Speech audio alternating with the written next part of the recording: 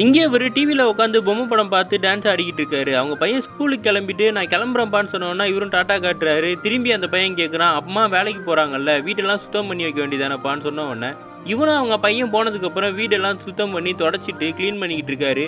அப்போ ஒரு வெண்டிலேட்டருக்குள்ளே ஏதோ தட்டுப்படுது. இவரும் வந்து லைட் அடித்து பார்த்தா உள்ளே ஒரு பென்ட்ரைவ் இருக்குது. அதை எடுத்து டிவிலையும் போட்டு பார்க்குறாரு.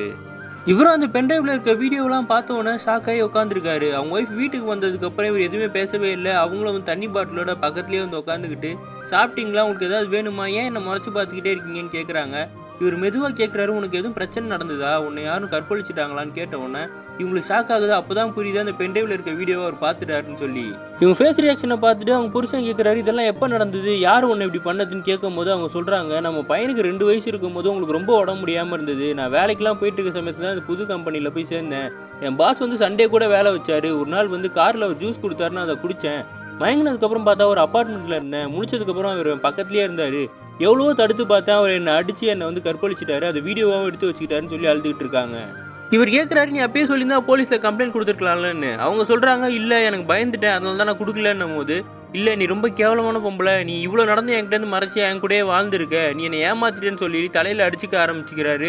அவருக்கு அப்படியே மயக்கம் வந்தது. இவங்களும் அவரை கூட்டு போய் பெட்டில் படுக்க வச்சுட்டு பக்கத்தில் உட்காந்துருக்காங்க.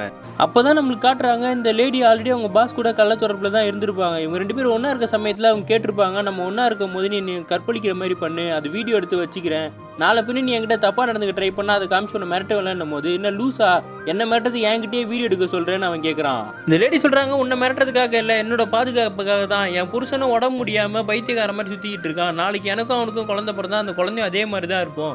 இதுவே உன்னால எனக்கு ஒரு குழந்தை உருவாச்சுன்னா அந்த சேஃப்டிக்காக தான் நான் இதெல்லாமே பண்ணுறேன். நாளைக்கு என் புருஷன்கிட்டயே மாட்டக்கூடாதுன்னு சொல்கிறாங்க.